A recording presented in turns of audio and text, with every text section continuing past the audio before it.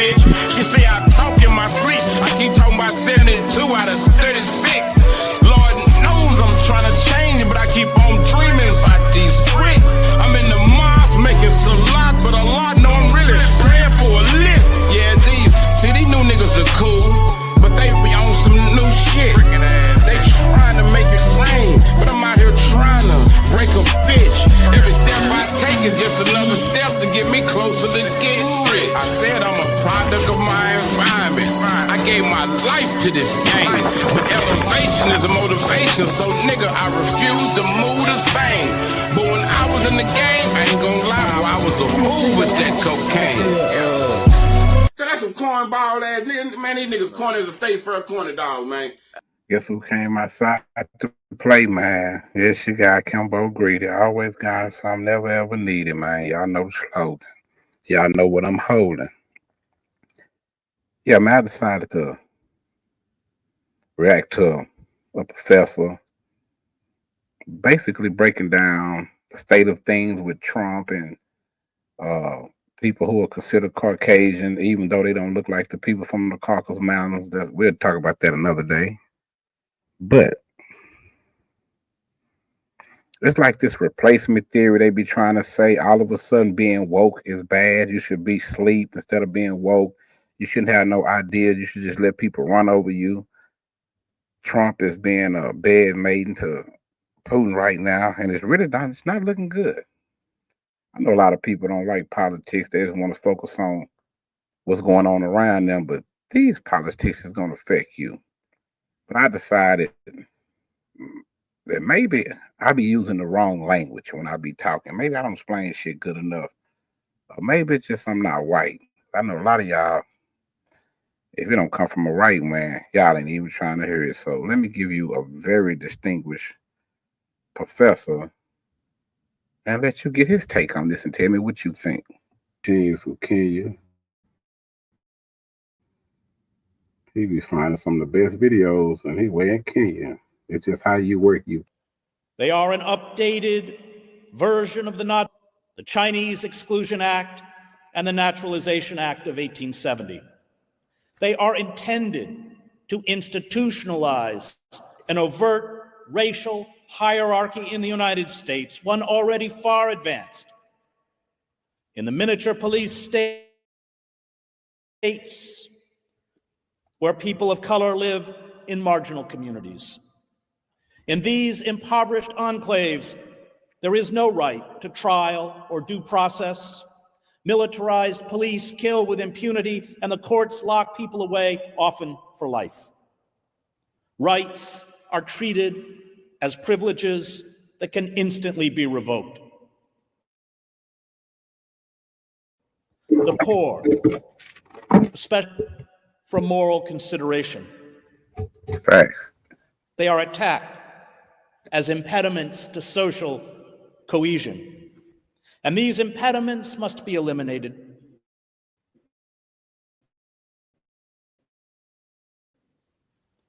Yards desecrated will also be persecuted.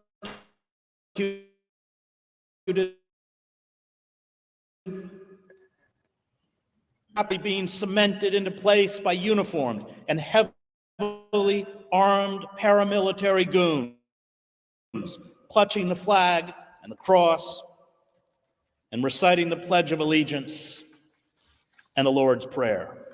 Damn. The sociologist Zygmunt Bauman wrote, "Without social rights for all, right, number of political rights of little use and unworthy of their attention. Facts. If political rights are necessary to set social rights in place, social rights are indispensable to make political rights real and keep them in operation. The two rights need each other for their survival. That survival can only be their joint achievement." Presidential Chief Strategist Stephen Bannon, in his public comments and his films, such as Generation Zero, has embraced a historical determinism worthy of Gotta Karl go back Marx. and watch that Generation He Zero. posits that Western culture has been contaminated and is being destroyed by darker races and barbaric religions and belief systems. His conspiratorial view of history and So you mean to tell me they really reading books like this and writing and they really believe in this? This is dangerous. They're talking about who is the enemy to America and democracy. If what he's saying is true, I think we know. Generation Zero. society sees a global war between the white race and the, but one that will reinvigorate and purify America. This idea of regeneration through violence, which has always been part of the American myth, How long is they do it? also a central tenet of How fascism. many years they wait before they bring it up Racists again? and conspiracy theorists such as Bannon, Michael Anton, Stephen Miller, Sebastian Gorka constitute Trump's ideological brain trust. Facts. Gorka goes so far as to argue that the failure to understand of radical Islam stems from a systematic subversion of the national security establishment under the banner of inclusivity, cultural awareness, and political correctness. In a 2014 speech, Bannon, now in the 21st century, which I believe strongly, is a crisis both of our church, a crisis of our faith, a crisis of the West. Capitalism. Bannon said it's going global in scale. And today's technology, today's media, today's access to weapons of mass destruction, it's going to lead to a global conflict, and I believe has. I'm gonna say 2, maybe 3 generations. They come up with some kind of scare tactic and try to make everybody think that white people are the enemy, black people are the enemy, and we need some drastic change to fix this. They ought to get tired of history repeating itself. When is history gonna correct itself? And the fourth turning, an American prophecy, what the cycles of history tell us about America's next rendezvous with destiny. These authors argue that roughly every 80 years, or an average human lifespan, the country goes through a cataclysmic crisis. This crisis triggers war, industrial slaughter, and genocide, and lasts for a decade or more. Damn. In its aftermath, they argue the social order is rejuvenated. And World War II is examples play the role that Paul de Lagarde, Julius Langbaum, Arthur Moeller, von den Broek, and Alfred Rosenberg played for the Nazi Party. They give an intellectual veneer to racist. See, if you don't really read and you don't really know history, a lot of this stuff go over your head. That's why I say sometimes you might want to just study history. I don't care if you do it for fun. You'll be surprised the information that comes in handy. Conspiracy theories, a perverted nationalism, a hatred for culture, and the lust for domination through violence. I share Bannon's distaste for corporate globalization. He is right when he attacks the two major political parties as the one party of Davos. But his solution to the purported crisis, total war by the white race to regain its ascendancy, is insane. People a New Deal turned citizens into whining dependents, the permissiveness of the 1960s, the white guilt that made the country cater, in his words, irresponsibly to African Americans. by giving them social service programs and undeserved mortgages that led to the 2008 financial meltdown. An intellectual and liberal class, and then, quote unquote, the new barbarity of jihadist Islamic fascism. Racism, misogyny, the inherent cruelty of capitalism and the crimes of empire, from Wounded Knee to Vietnam and Iraq, simply do not exist in Bannon's mystical nationalist worldview.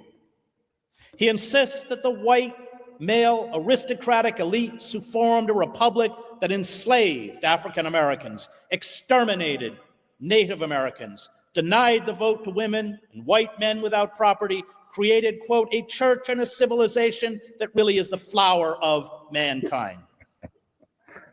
And this is the myth he wants to recover.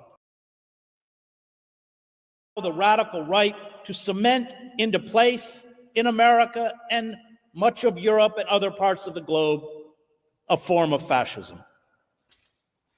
Presidential advisor Stephen Miller on CBS was quite blunt about what to expect. We have a judiciary that has taken far too much power and become in many cases a supreme branch of government, he said. Our opponents, the media, and the whole world will soon see, as we begin to take further actions, that the powers of the president to protect our country are very substantial and will not be questioned. History may not repeat itself, but it echoes. Framers of the Constitution, steeped in the rise of empire and death of democracy in ancient Greece and Rome, attempted to provide checks and balances to keep the American Republic from falling like their ancient counterparts into tyranny. This knowledge of the past, dismissed as frivolous by our consumer culture and business elites, allows us to recognize the familiar warning signs on the road to tyranny. If we studied the collapse of ancient Greece, Rome, the Weimar Republic, or even the former Yugoslavia, we would be far more alert to the current march towards despotism.